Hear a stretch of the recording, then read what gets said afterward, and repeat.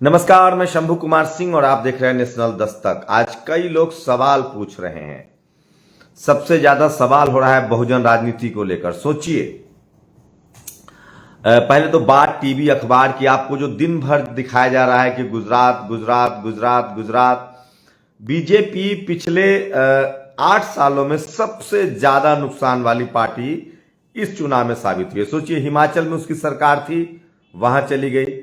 Delhi MCD में वो 15 साल से थी, वहां से निकल गई है। यूपी में उसने अपना एक सीट गंवाया है, खतौली का। रामपुर वो जीते हैं। वही बिहार में उन्होंने एक सीट गंवाया है, जीता है, कुरहन्नी का। रामपुर में क्या होगा? और सबसे बड़ी बात है कि अखिलेश यादव की पार्टी ने एक सीट गुजरात में जीती है। वहीं बीएसपी के लिए चिंताजनक है कि बीएसपी के जनाधार लगातार घट रहे हैं। तो बीएसपी के समर्थक कह रहे कि क्या हम सिर्फ अकेले चुनाव लड़ेंगे तो सीट में कब, जीत में कब तब्दील होगी? ओवैसी की पार्टी हो या बीएसपी हो, इन तमाम लोगों को कटघरे में खड़ा किया जा रहा है। लेकिन सवाल है कि ये काम कांग्रेस भी करती है। गुजरात में इस बार आम आदमी पार्टी और कांग्रेस का गठबंधन होता तो वो चुनाव जीतते। तो बीजेपी के खिलाफ लड़ने के लिए आपको गठबंधन बनाना पड़ेगा, ये तो लगने लगा है। वही सवाल है कि बहुजनों को क्या? सोचिए, कुरहन्नी सीट पर, बिहार के कुरहन्नी सीट पर बीजेपी 2000 के करीब वोटों से जीतती है और वहां सहनी की पार्टी जो विकासशील बीआईपी है उसको 10,000 वोट आता है। वहीं गुजरात में आम आदमी पार्टी ने सबसे ज्यादा बीजेपी को जिताने में मदद की है, तो वहां उसको आप बीजेपी को कह सकते हैं। बीजेपी के लिए वो बी है, बीजेपी की बी टीम जो है वो केजरीवाल है। कहां? गुजरात में। तो किसी भी पार्टी को चुनाव लड़ने से, अब गुजरात जैसे कांग्रेस बी टीम होती है, बीजेपी की फायदा होता है बीजेपी को यूपी में। बिहार में अगर कांग्रेस अकेले लड़ती है तो बीजेपी को फायदा होगा। राजस्थान में उसी तरह से अगर कांग्रेस के खिलाफ सपा एमआईएम लड़ती है तो बीजेपी को फायदा होगा। तो ओवरऑल गठबंधन की जरूरत है जो तमाम विपक्षी दलों को अब लगने लगा है। जैसे महाराष्ट्र में प्रकाश अंबेडकर, कांग्रेस, शिवसेना और एनसीपी, ये सब एक साथ आ रहे हैं। ये बड़ी खबर है जो मैं आपको बताना चाह रहा था। तो भले आपको गुजरात गुजरात दिखाया जा रहा, गुजरात में सरकार बन रही है बीजेपी की। पहले भी सरकार थी, थोड़ा ज्यादा संख्या आई है। जिग्नेश मेवानी अपनी सीट बचाने में कामयाब रहे हैं, तो उनसे बहुत उम्मीद होगी। खतौली में जयंत चौधरी ने जिस तरह से चंद्रशेखर के साथ प्रचार किया, खतौली जीत गए हैं। वहीं मैनपुरी सीट जो है वो सपा जीती है। तो ये तमाम जो संकेत है, सोचिए छत्तीसगढ़, राजस्थान और उड़ीसा में बीजेपी नहीं जीत पाई, तो वहां विधानसभा चुनाव में अगर कांग्रेस चाहती है कि वो अकेले अपने दम पर लड़ेगी तो मुश्किल हो जाएगी। हिमाचल का मसला अलग जरूर है। हिमाचल में लोग जो है वो हर बार सत्ता बदलते हैं, इस बार उन्होंने बदल दिया है, लेकिन बीजेपी को तो नुकसान है। लेकिन बीजेपी के साथ टीवी है, अखबार है, तमाम संस्थाएं हैं। जो आप कह रहे हैं बिल्कुल सही बात है, लेकिन सवाल है कि बीजेपी की तरह चुनाव भी लड़ना पड़ेगा। अखिलेश इस बार सड़कों पर निकले, खाक छानते रहे, मैनपुरी में रिकॉर्ड जीते हैं। वैसे ही बिहार में मुकेश सहनी बड़े फैक्टर के तौर पे हैं। चिराग ने लगभग क्लियर कर दिया है कि वो बीजेपी के साथ जाएंगे। ऐसे में मुकेश सहनी को लिए बगैर, जिनका हर विधानसभा में 8 से 10,000 वोट है, आरजेडी और जेडीयू के लिए मुश्किल होगा। उस पर उनको देखना पड़ेगा। वहीं एक बात तो तय है कि बीजेपी के पास संसाधन है, लोग नाराज हैं, लेकिन जिस तरह से बीजेपी चुनाव लड़ती है आपको भी उस तरह से लड़ना पड़ेगा। लेकिन एक बात तो है कि डेमोक्रेसी में सब कुछ एकदम अंतिम सत्य नहीं है। 10 साल तो मनमोहन सिंह भी रह के गए हैं। अपने 8वें साल में ही बीजेपी जो है उसने नुकसान करना अपना शुरू कर दिया है। सोचिए, छत्तीसगढ़ में नहीं है वो, राजस्थान में नहीं है, अब हिमाचल भी उनके हाथ से निकल गया है। तो ऐड ऑन नहीं हुआ है। दिल्ली का एमसीडी बीजेपी के हाथ से निकल गया है। तो टीवी अखबार जरूर बीजेपी कर रही है, वो उनकी रणनीति भी है, मार्केटिंग भी है। हाँ, गुजरात में दमदार तरीके से उसने सीटों की संख्या बढ़ाई है। गुजरात के अपने नफा नुकसान है, लेकिन यूपी जो है वो खास है। मैं फिर कह रहा हूं कि अगर यूपी में अखिलेश और बीएसपी के गठबंधन का चुनाव होता है अब, तो बीजेपी के लिए बहुत मुश्किल होगा। लेकिन रावण बड़े फैक्टर के तौर पे आएंगे। राजस्थान हो या मध्य प्रदेश हो, यूपी हो, बिहार हो, क्या बहुजन समाज का एक बड़ा चेहरा जिग्नेश मेवानी रावण होने जा रहे हैं। बीएसपी के जानकार, अभी भी मैं कह रहा हूं बीएसपी खेल से बाहर नहीं है, लेकिन उसको एक गठबंधन की तरफ बढ़ना पड़ेगा।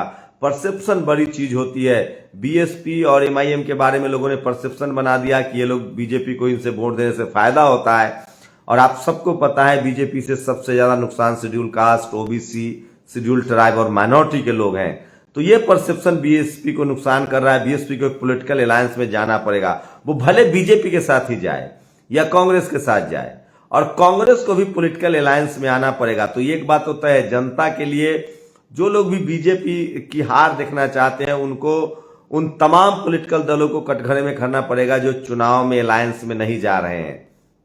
अगर वो अलायंस में नहीं जाते हैं, लेकिन सबसे बड़ी बात है कि जो बहुजन राजनीति है वो कमजोर हुई है।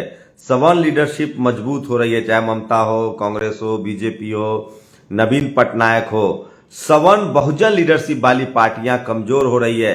एक ऑप्शन और हो सकता है, अगर जेडीयू, आरजेडी, मुकेश सहनी, जिग्नेश मेवानी, चंद्रशेखर रावण, अखिलेश यादव, हेमंत सोरेन, ये लोग अगर एक साथ मिल के दक्षिण में, चाहे वो आंध्रा के मुख्यमंत्री हो वो भी बहुजन है, चाहे वो कर्नाटक में जेडीएस हो ये भी लोग बहुजन है, तो तमाम पॉलिटिकल दलों को एक साथ आना पड़ेगा, जिसकी उम्मीद लग रही है कि 2024 में मोदी को क्लीन चिट मोदी जी को देने के लिए तो कोई तैयार नहीं है।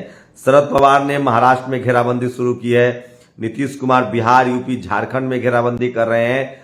तो सोचिए कि लगभग बिहार, यूपी और झारखंड से ही कम से कम 80 और 40 और 14, मतलब समझिए कि 80 और 54 कितने सीट होती है? 130 का आंकड़ा तो वही होता है। 300 के करीब सीटें हैं बीजेपी को।